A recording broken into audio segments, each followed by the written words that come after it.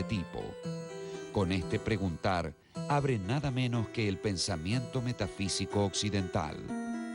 Estas propiedades no son percibidas por los sentidos, sino por la razón. Platón las llama ideas. En griego, idea hace referencia al aspecto de algo, es lo que se ve. Y Platón dirá que vemos las ideas con el ojo de la razón.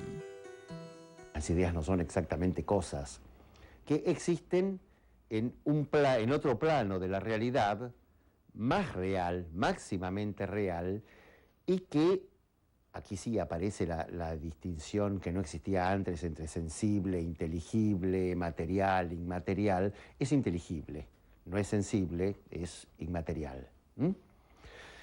Esas ideas de algún modo respaldan, permiten ser, dan ser a las realidades sensibles y cambiantes que, entre las cuales nos movemos y en cuyo mundo estamos.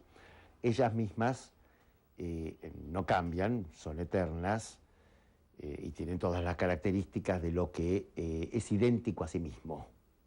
Ahora, de algún modo toda la filosofía de Platón, por lo menos toda la filosofía de ese Platón que históricamente nos llega, que pesa, digamos, en nuestras representaciones culturales, es una erótica en este sentido, ¿no? Este reconocimiento de la carencia del mundo presente y el deseo de completitud que nos lleva hacia otro plano y este permanente ida y vuelta entre los dos planos. El otro nombre platónico para esto es filosofía. El sabio platónico no puede ser sin más sabio. Sofos no tiene la sofía, el saber. Es filósofo. Es aquel que ama, que busca, que eróticamente busca el saber, pero nunca logra obtenerlo por completo. Estos diálogos de madurez no se limitan a presentar la teoría de las ideas. Encontramos en ellos despliegue poético y dramático, riqueza de ideas, creación de discursos míticos y alegóricos y conciencia de los matices de cada problema abordado. La originalidad de Platón no deja de asombrarnos en cada uno de estos diálogos. Por otro lado, en este periodo de madurez aparece otro tema muy presente que no existía en los diálogos de juventud, que es el problema de la muerte. Basta pensar que el Fedón, que es el diálogo donde Platón narra la muerte de Sócrates, corresponde a este periodo de madurez. De algún modo la respuesta platónica a la pregunta socrática, a la pregunta por ese abismo que se abre bajo los pies, es la llamada teoría de las ideas, que como tal teoría no está expuesta en realidad en ningún diálogo, en ninguna parte, sino que es una doctrina que aparece en el periodo medio de la vida de Platón, ¿no? En las obras de alrededor de sus 40 años. Es el momento, decíamos, donde uno ve esta especie de formulación estándar de la teoría de las ideas, donde uno puede ver muy claramente que esta formulación está llamada a resolver no solamente problemas meramente intelectuales o problemas epistemológicos, sino que está llamada a integrar y hacer una síntesis de respuestas de lo que tiene que hacer el hombre, tanto en el plano del conocimiento, que por supuesto está contemplado, pero también en el tema ético, en el tema político, en el tema psicológico. La teoría de las ideas es una especie de centro que concita las respuestas a todos los planos en los que un hombre puede estar inserto y donde puede llegar a tener dudas que lo acucian. En el año 367, habiendo fallecido en Sicilia el tirano Dionisio el Viejo, su hijo Dionisio II invitó a Platón a volver a Siracusa. Le prometió poner a su disposición los medios necesarios para concretar el proyecto político platónico. La tentación era irresistible y Platón viajó por segunda vez a Sicilia. La cuestión es que cuando llega a Sicilia ninguna de estas promesas se cumple. Sí, según dicen, Dionisio II le gustaba tener una especie a Platón de decoración en la corte, tanto que no lo deja volver a Atenas. Platón tiene de nuevo que hacer largas recorridas tratando de buscar amigos que intercedan. Dicen que ahí apareció la figura de Arquitas de Tarento, conocido de Platón y convenció a Dionisio II de que lo deje volver a Atenas. En este caso no hubo venta de por medio.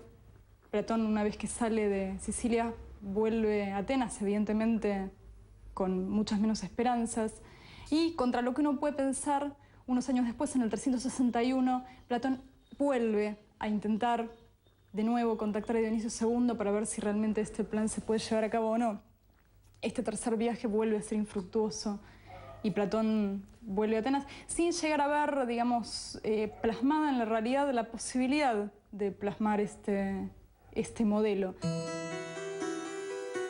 En este periodo, señalado por sus dos últimos viajes a Siracusa, Platón escribe sus diálogos de vejez.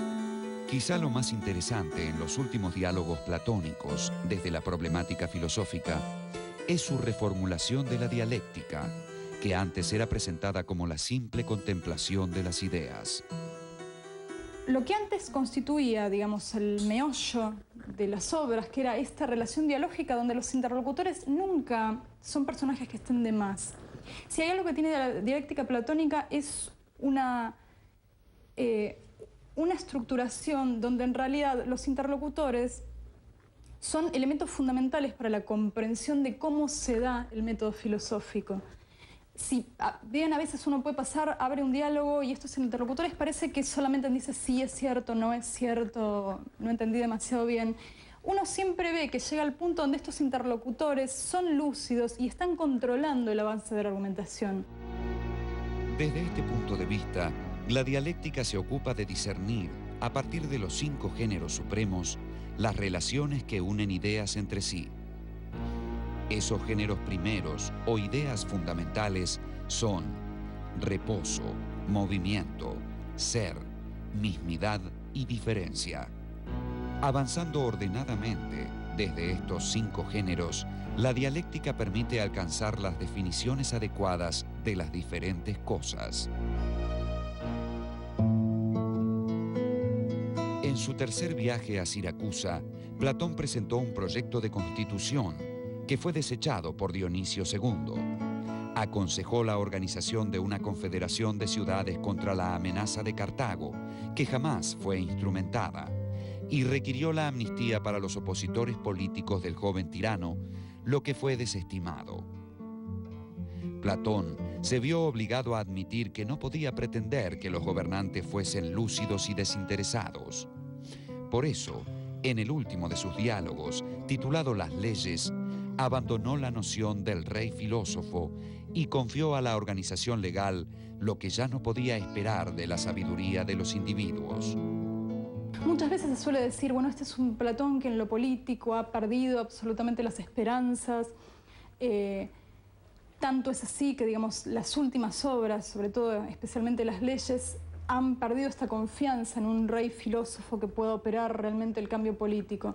Sin embargo, el hecho de que el tema se mantenga y que en realidad se le siga dando vueltas a la cosa, está hablando de que en realidad, básicamente, las preocupaciones de Platón siguen vigentes hasta los últimos días. Posiblemente Platón quería lograr algún resultado en el terreno de los hechos, en el terreno político, en el destino de la polis. Como todo intelectual que se mete en política, fracasó estrepitosamente. En cambio, y no sé si él lo pensó o no, dejó para los siglos o milenios posteriores esta especie de esquema con respecto al cual se ha armado Occidente, ¿no? Platón falleció en el año 347 a.C.